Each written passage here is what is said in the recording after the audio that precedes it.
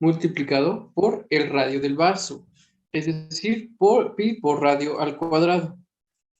De tal forma que el flujo va a estar directamente relacionado o va a ser directamente proporcional tanto a la gradiente de presión como al tamaño del vaso. O sea que si el vaso es más grande, el flujo va a ser mayor. En cambio, si el vaso es menor, obviamente va a disminuir también las diferencias de presiones. Y aquí vamos a tomar en consideración una constante, los 8 L y N, donde L va a corresponder a la longitud del vaso. Realmente, la longitud de un vaso no suele variar. No han visto que se modifique la longitud de un vaso, ¿no? Pero si lo hacemos comparativamente, un vaso largo, un vaso corto, pues ahí podríamos ejemplificar lo que dice esta fórmula. Y otra cosa es la viscosidad de la sangre como tal, que esta sí puede variar. Formas de despejar esta fórmula son las que encontramos acá, donde vemos que la diferencia de presión va a ser directamente proporcional al flujo por el radio del vaso perdón, por 8 veces la longitud por la viscosidad e indirectamente proporcional a el diámetro del vaso, o que las resistencias van a ser directamente proporcionales a tanto la longitud como la viscosidad e indirectamente proporcional a el radio del vaso. Esto es una forma importante de ejemplificar lo que veíamos acá. Vemos cómo el diámetro del vaso va a influir para que si aumenta, las resistencias disminuyen. Y al contrario, si disminuye el diámetro del vaso, las resistencias van a estar aumentando. Entonces, la resistencia, sus principales factores, va a ser estas constantes, 8 veces la longitud por la viscosidad. Como les mencionaba, la longitud no suele modificarse, pero la viscosidad sí. ¿Qué factor influirá más en la viscosidad de la sangre?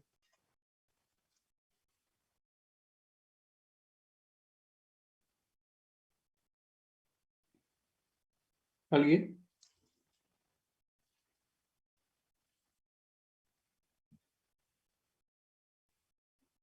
¿Alguien?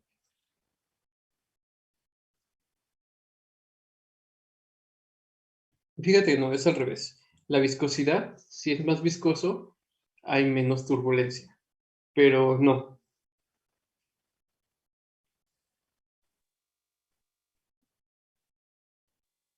¿Qué variable de la sangre puede modificarse? ¿Cuáles son los componentes de la sangre? ¿Podría ser el hematocrito de la viscosidad? Bueno, la cantidad de Melchor, eritrocitos. ¿eres Melchor, verdad? ¿O quién está hablando? No, Irving. Irving, perdón. Exacto, la viscosidad. Cuando nosotros centrifugamos la sangre, vamos a ver que tiene inicialmente o principalmente se identifican de forma macroscópica dos componentes, el plasma y como tal el componente eritrocitario. Se van a ir separando. El plasma va a quedar por arriba y los eritrocitos por abajo. Normalmente vamos a encontrar entre ellos una fina capa blanca correspondiente a los glóbulos blancos y a las plaquetas. Esta capa normalmente se sitúa en la parte media y va a separar al plasma del componente hematínico, ¿no? Ahora, en la sangre normal, un hematocrito puede ser de 37 a 46 en el caso de las mujeres y de 42 a 52 en el caso de los hombres. ¿Por qué la diferencia?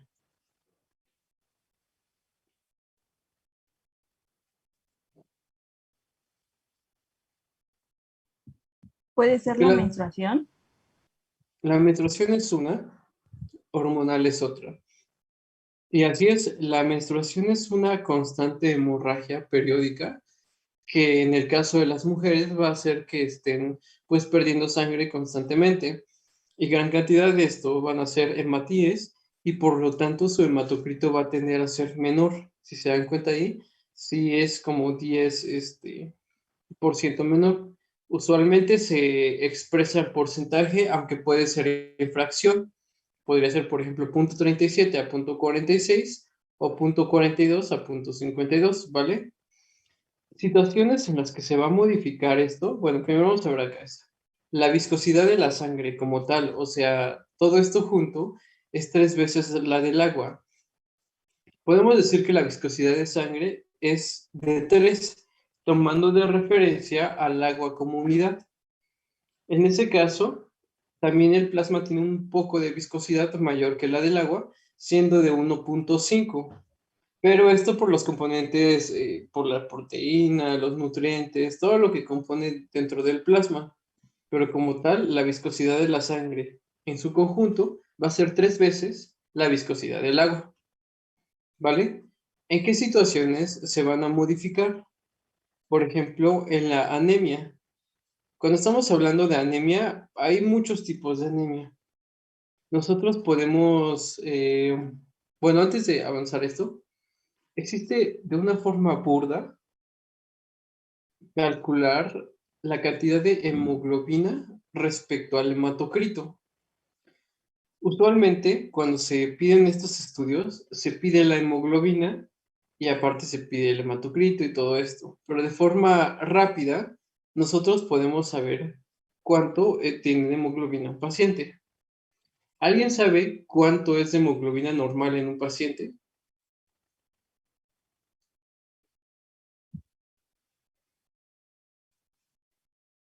¿Alguien? 14.1. Ah, no, 12 a 17.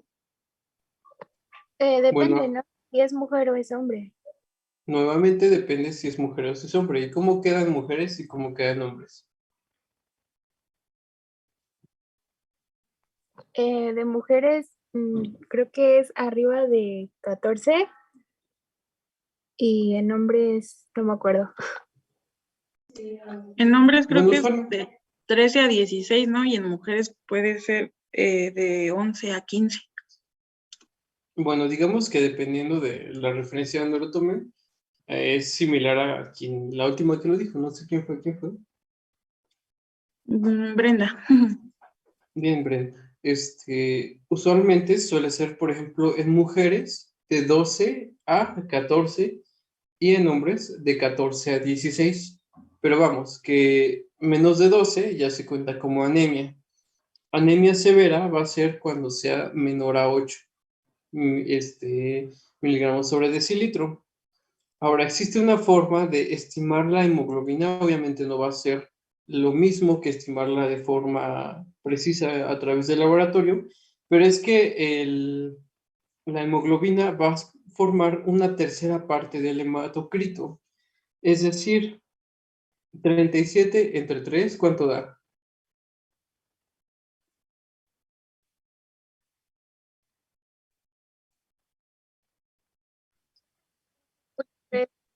12.3. Y 46 entre 3, 15.3.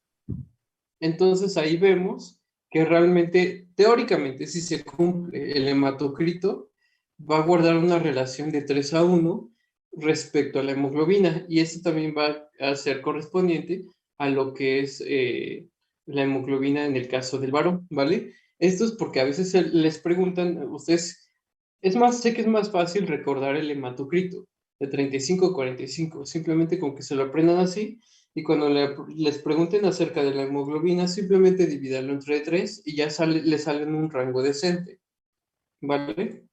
Ahora, entonces les mencionaba que hay situaciones en las cuales va a haber una anemia, que es como tal una disminución de la cantidad de hematíes o eritrocitos, que puede estar acompañada de una disminución de la hemoglobina, lógicamente, ¿no? O puede que sea una anemia, pero porque sean una disminución en el tamaño de los hematocritos, perdón, de los eritrocitos, en cuyo caso podremos hablar de una anemia microcítica, por ejemplo. En ese caso sería la proporción disminuye, también disminuye la hemoglobina. El triste aquí es que como disminuye, el componente que determina sobre todo la viscosidad va a disminuirla. Entonces, en este caso puede disminuir demasiado la viscosidad de la sangre. Y como tal, eso puede aumentar el flujo, porque si se dan cuenta, es inversamente proporcional. Por lo tanto, si este disminuye la viscosidad, este aumenta. Y contrario, en la policitemia ocurre pues, precisamente lo contrario. La policitemia puede ser hablar específicamente de los eritrocitos, o podríamos hablar de leucocitosis, o por ejemplo en un paciente que tenga algún tipo de leucemia, en cuyo caso lo que están aumentados no son los eritrocitos, sino los leucocitos. Y en este caso, también podría tener un aumento en la viscosidad con una disminución del flujo. Y esto, el peligro que conlleva, es que disminuye la perfusión a ciertos órganos, sobre todo el riñón. El riñón es un órgano que constantemente está recibiendo una cantidad constante de sangre. En el caso de que haya una disminución del flujo secundario a un aumento de la resistencia, secundario a un aumento de la viscosidad, puede comprometer la función del riñón, incluso llevándolo a la isquemia. Y esto es bastante peligroso.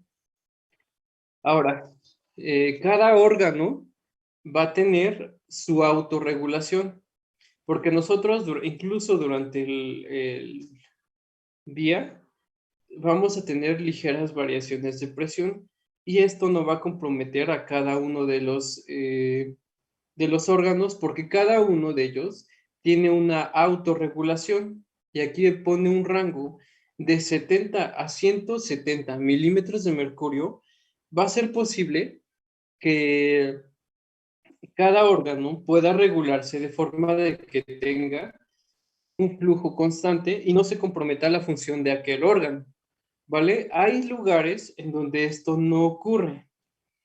En estos sitios, por ejemplo, podríamos decir a veces la piel, en donde la regulación es de tipo pasiva. En este caso, como no hay autorregulación que controle esto, vamos a encontrar que una disminución puede provocar un cierre de los vasos, porque como no está pasando nada a través del vaso, pues el vaso se cierra. Esto se le llama presión de cierre y usualmente suele rondar entre los 20 milímetros de mercurio, ¿vale?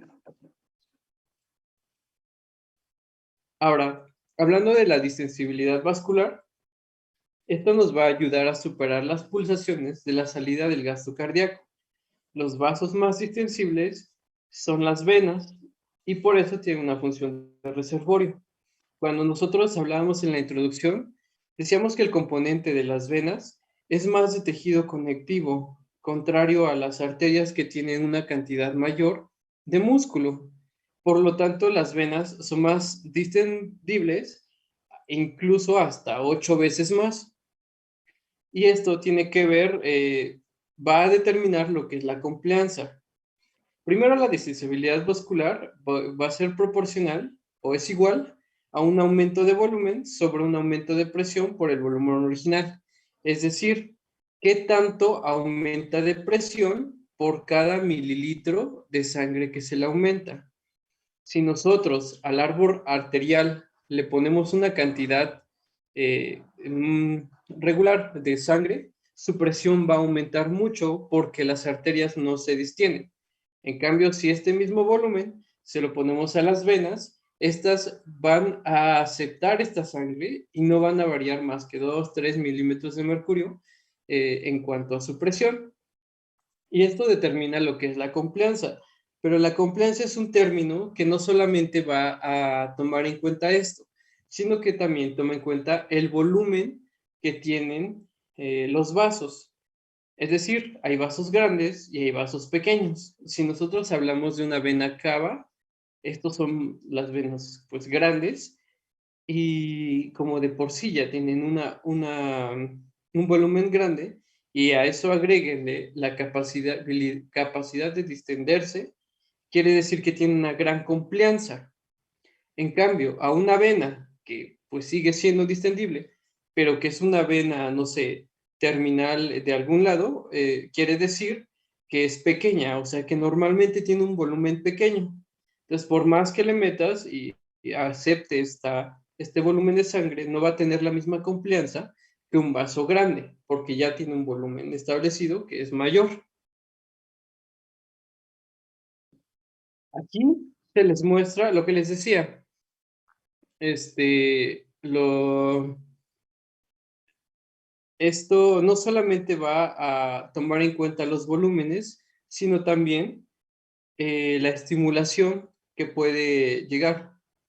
Normalmente el árbol arterial y el venoso va a estar influido por hormonas vasodilatadoras y vasoconstrictoras, sobre todo vasoconstrictoras como angiotensina, como endotelinas, como adrenalina, o en este caso, cuando hablamos de adrenalina o acetilcolina, vamos a estar hablando del estímulo nervioso que tiene. Pues el sistema nervioso va a tener una capacidad de controlar el flujo a través del aumento o la disminución de las resistencias. Cuando lleguemos al control central de la circulación, vamos a ver que hay una zona activadora que precisamente manda una activación simpática. Ahora vamos a ver que la activación simpática tiene una influencia súper mayor en el sistema arterial que en el sistema venoso. Ambos, bueno, obviamente manejan volúmenes diferentes, pero vemos cómo el estímulo simpático le da para arriba y pues no tiene tanta influencia. Y la inhibición simpática pues es parecido, ¿no? Ahora bien, lo que vemos aquí es un aumento y un descenso de lo que es la presión respecto al gasto cardíaco. Si ustedes se acuerdan, cuando veíamos el esquema de Wiggers, veíamos estas curvas que correspondían a los cambios de presión de la aorta, ¿no? Veíamos que tenía un punto máximo que era 120 y un punto mínimo que era 80. Veíamos una incisura. ¿Alguien me puede decir por qué se daba la incisura?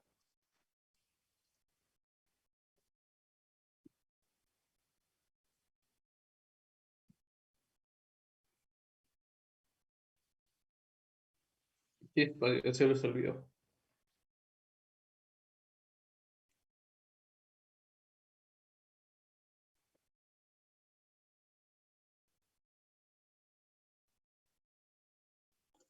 ¿Qué no era cuando se cerraba la válvula aórtica? Exacto, cuando se cerraba la válvula aórtica, había un poco de retroceso de la sangre columnar que caía sobre esta válvula y por lo tanto ejercía una presión mayor. Y después disminuía de forma gradual. Eso es la incisura, esta incisura que se muestra acá. Pero entonces, a grandes rasgos, vamos a ver una presión sistólica de 120 y una diastólica de 180.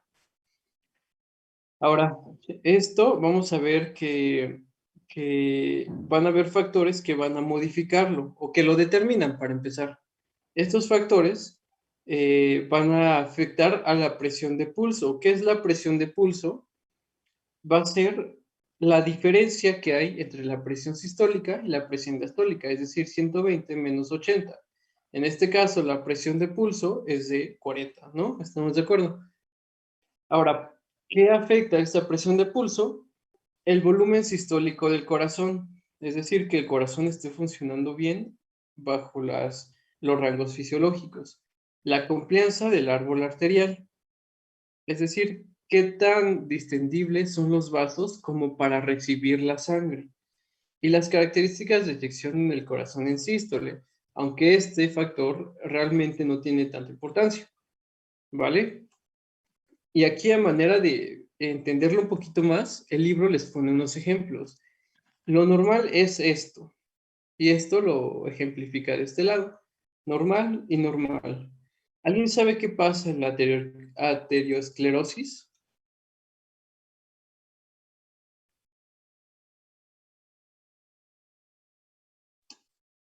Pues se forman placas ateroscleróticas, ¿no? Y por lo mismo se reduce la luz del vaso y por tanto pues se reduce el flujo, ¿no?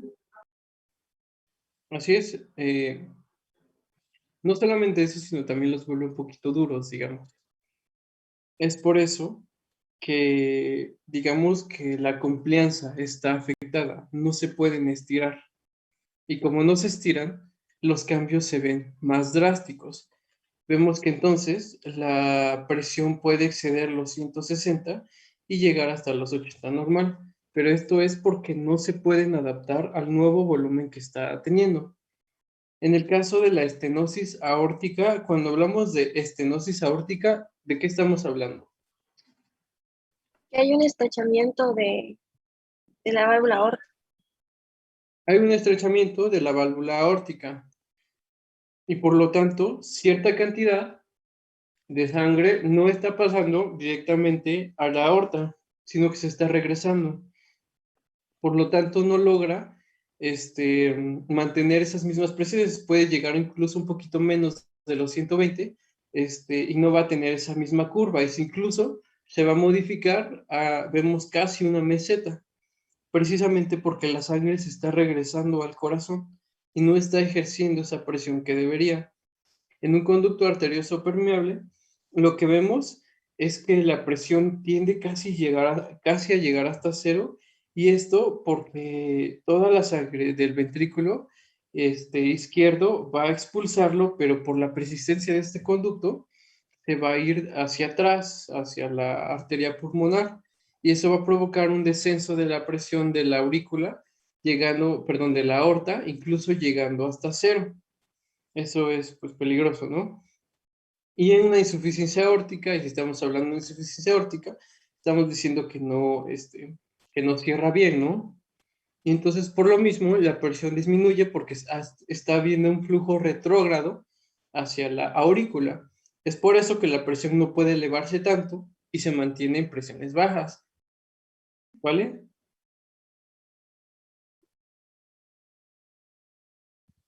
Aquí vemos un aspecto interesante y que es el hecho de que todo el sistema arterial va a amortiguarlo.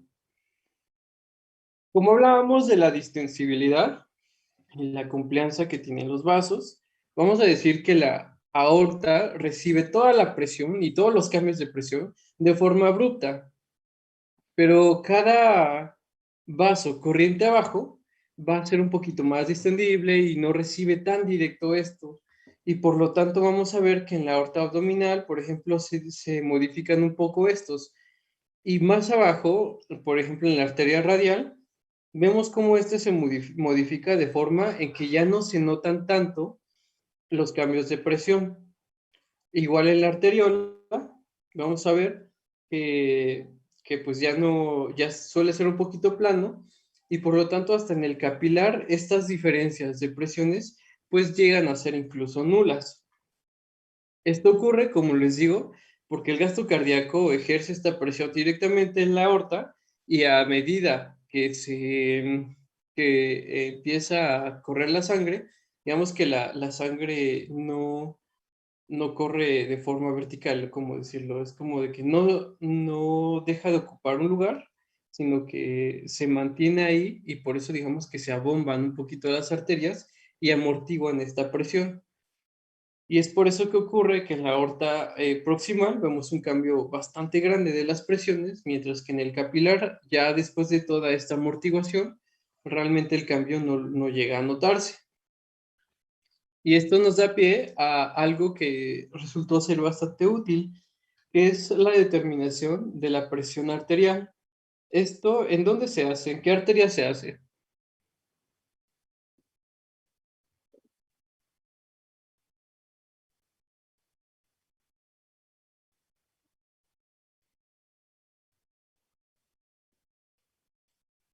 En la arteria braquial, ¿no?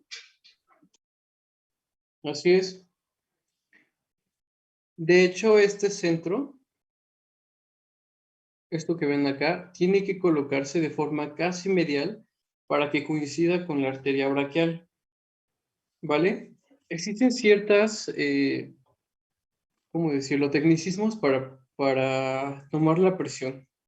Primero, todos estos tienen un tamaño. Hay personas que son muy obesas Y aún así, lo correcto en realidad no sería tomarle la presión con los mismos manguitos. Pero bueno, también vamos a considerar que tiene que ocupar al menos 2/3 partes de lo que es el brazo. Es decir, este manguito no puede estar así nada más de chiquitito. ¿Vale? ¿Qué más?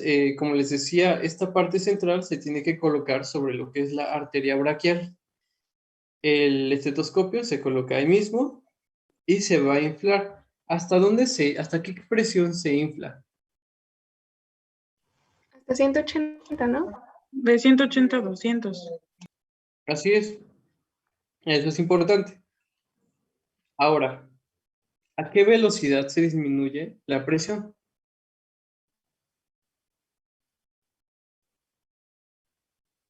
Ves que lo inflas hasta 180 y luego lo empiezas a desinflar para ahora sí que calcular y medir las presiones. ¿A qué velocidad se hace? Porque no, obviamente no lo haces de jalón. A 2 milímetros por segundo. Así es, a 2 milímetros por segundo. Es que parece nada, pero luego por eso no sabemos tomar la presión arterial. Hay que tomar en cuenta eso. Ahora, si un paciente estuvo corriendo, llegó tarde a la consulta y viene corriendo, lo ideal es que se siente y que se espere unos 5 o 10 minutos para que sus presiones se regularicen. Si no, nosotros vamos a tener situaciones en las que calculemos una presión arterial alta, donde realmente no esté ocurriendo esto, ¿vale? Ahora, estos son los ruidos de Korotkov. Son 5. La verdad es que tendrías que ser tú muy, muy bueno para identificar en dónde están los 5. Aquí, o sea, vean, dice, descifrar el manguito aparece un ruido sordo que nos indica la presión arterial sistólica. Ok, el primer ruido, después de que empezamos, después de que subimos y oímos por completo, el primer ruido que vamos a escuchar es la presión sistólica. En eso estamos de acuerdo. Pero vean, dice en la fase 2, el ruido pierde intensidad y se escucha como un soplo.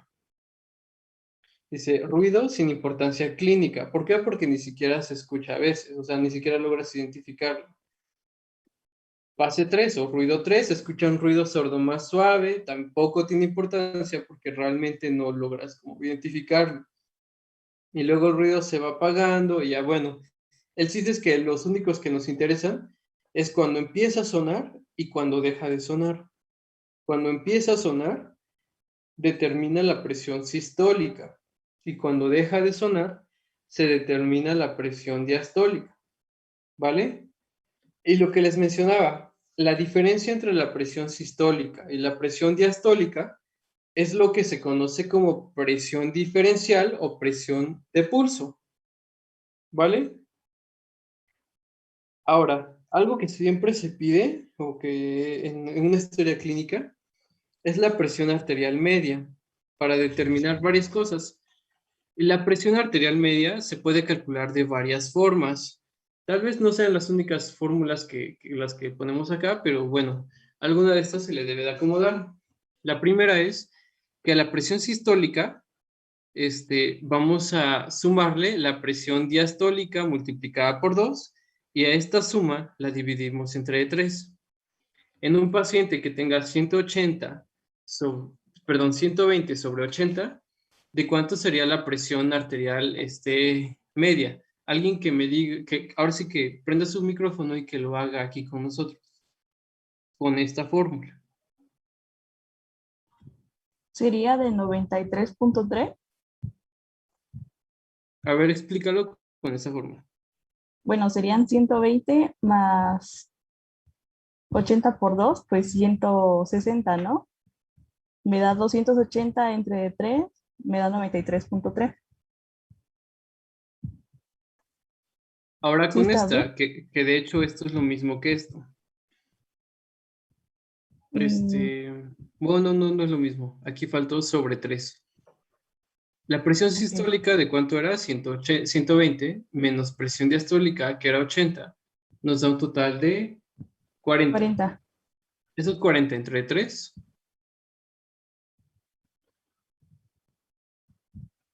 13.3. 13.3. Esos 13.3 le sumamos la presión diastólica, que ¿de cuánto era? 80. Entonces nos da, 93.3. son iguales. Esta ignórenla porque aquí le faltó el sobre 3. Y esta es como desglosada, digamos que esta debería ser la misma.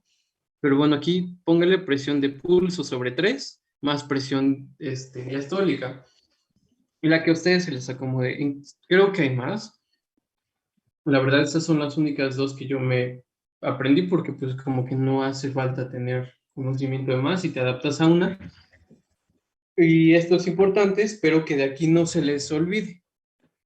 ¿Por qué es así? Porque hay que recordar que durante el ciclo cardíaco la presión sistólica determina solamente el 40% de lo que es la presión arterial y la presión diastólica determina el 60%. Entonces, por esto es que nosotros hacemos este tipo de división y este tipo de operación en general, ¿vale? Ahora, pasando a las funciones de las venas, estas van a ser, como ya mencionamos, un importante reservorio y van a mantener un volumen constante disponible. Aquí vamos a encontrar dos situaciones especiales. Lo que es la presión venosa central. ¿Esta en dónde se encuentra?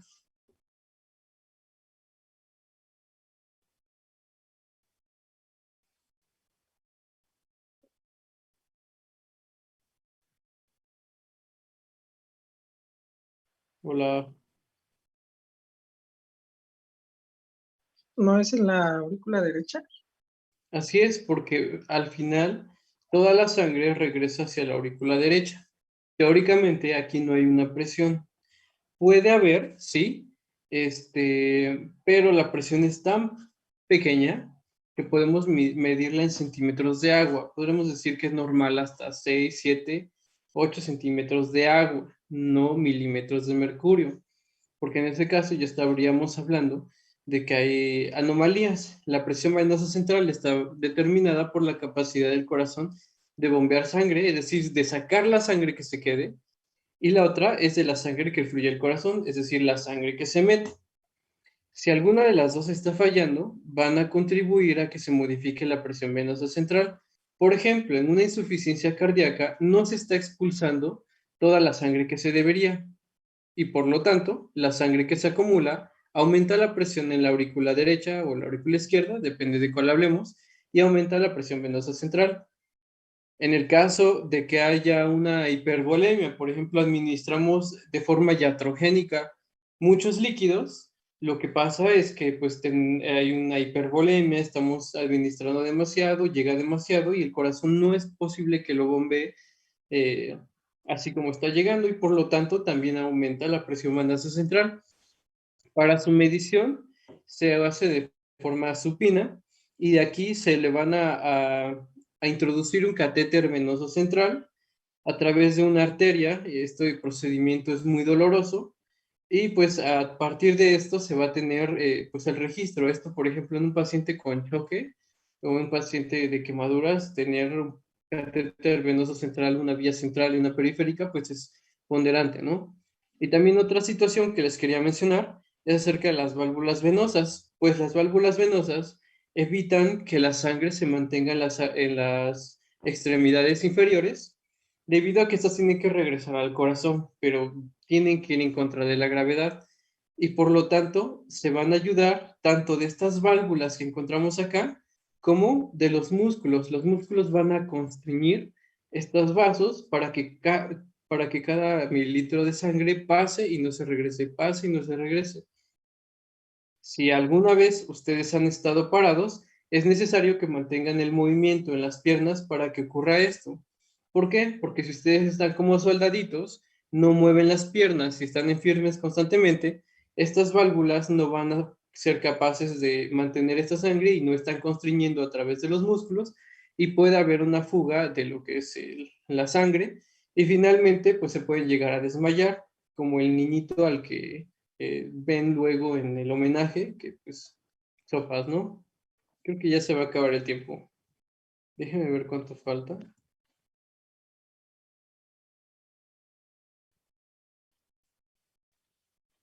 Solo es esto, vuélvanse a conectar.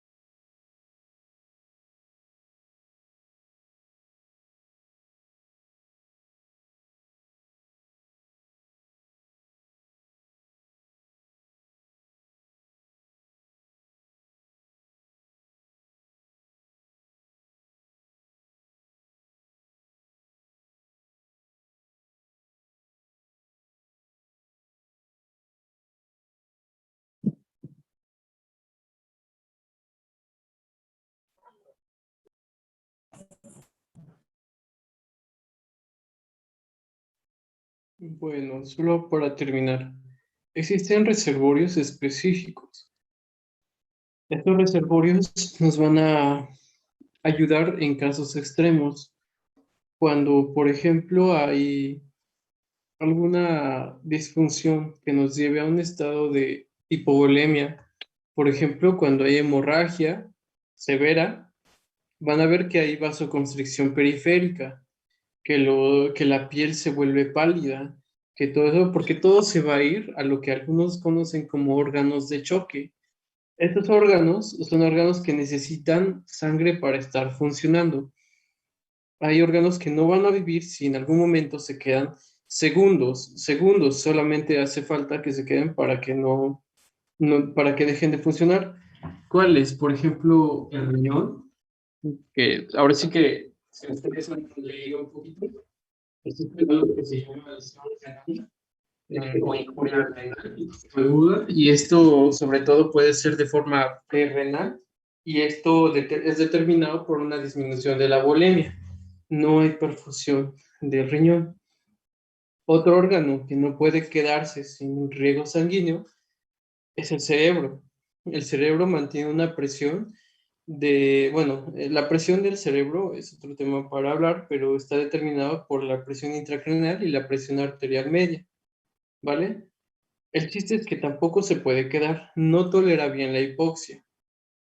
Para eso entonces existen reservorios venosos que nos van a ayudar a eyectar sangre en situaciones de estrés. Por ejemplo, el vaso, con una capacidad de 100 mililitros, el hígado, que menciona de cientos de mililitros, las venas abdominales, 300 mililitros, algunos plexos venosos que se sitúan en la piel, el corazón, que puede ser de 100 o 50 mililitros, y los pulmones también va a ser un reservorio importante de 100 a 200 mililitros. Todo esto en el caso de que haya una hipovolemia, entonces es necesario que estos se constriñan y proporcionen a la circulación sistémica un cachito más, para que pues la persona mantenga la perfusión normal. Cuando los pacientes llegan a una presión de 60, ya cuando veamos fisiología renal, vamos a ver que se clausura el riñón. Hay anuria y por lo tanto ya empieza a haber lesión. Esto también tiene que ver con lo que yo les mencionaba de la presión crítica de cierre, en el cual va a haber una disminución de la presión en órganos que sean vitales. ¿Vale? Hasta aquí, ¿hay alguna pregunta?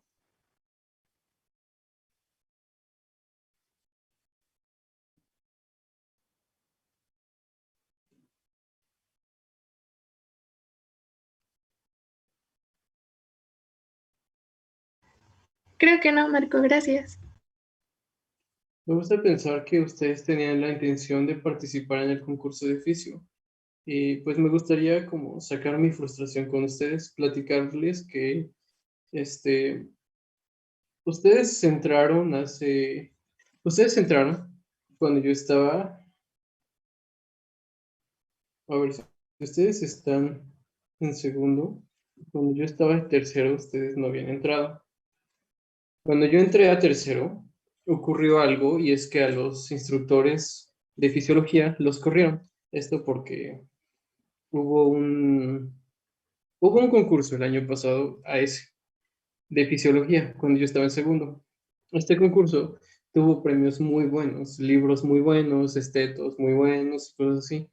Lamentablemente todo esto fue patrocinado de forma externa. Fue pues algo bueno, porque el evento, la semana de fisiología, fue bastante buena. Sin embargo, esto pues dañó un poquito el ego de lo que es la dirección, debido a que se le tuvo que dar crédito a cada uno de los patrocinadores y la dirección quedó como ustedes que pusieron.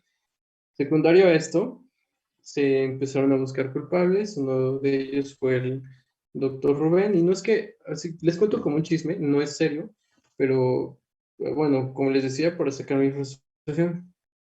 Y esto entonces derivó a que los instructores habían buscado esta ayuda de forma externa. Los instructores, en el afán de querer hacer un concurso bueno, y que lo lograron, por cierto, pues recurrieron a estas medidas. Pues bueno, Esto, aunado con el hecho de que nosotros compartíamos el laboratorio con el laboratorio de farma, provocaron varias discusiones, en las cuales entre peleas y peleas, se giraron oficios para correr a todos los instructores en el año en el que yo entré. De forma que éramos 12 y nos votaron a todos. Y yo dije, ¿yo qué culpa tengo? Y fui a hablar con la psicóloga y a los que apenas habíamos entrado, nos dijeron, está bien, pero no se pueden quedar, tienen que volver a hacer el examen y todas esas cosas. El chiste es que se deshicieron de todo el laboratorio y quedó de esta forma. Luego, entonces, se me puso a mí a cargo del laboratorio. Este sería mi tercer año a cargo del laboratorio y por eso es mi frustración, porque a partir de entonces no hemos podido realizar una semana de fisiología. Lo intenté en el año en el que estuve en tercero y por cuestiones, pues, logística y cosas del director, no se pudieron. El segundo año fue cuando empezaba esto de la pandemia y a pesar de que nosotros intentamos pues llevar bien, yo sí acabé mis clases y todas esas cosas, pero pues no se pudo llevar a cabo. En esta última ocasión, no se pudo porque imagino que el doctor encargado tiene problemas de salud, problemas graves. Y entonces pues es algo que no podemos contar con su apoyo y pues nosotros no podemos hacernos cargo debido a que nos enfrentaríamos al problema que tuvieron en mi año. O sea, de que pasaron por alto las autoridades y consiguieron ayuda en otros lados. Entonces, con esto les digo que probablemente, y lo más probable, así casi un 90%, es que ya no se haga.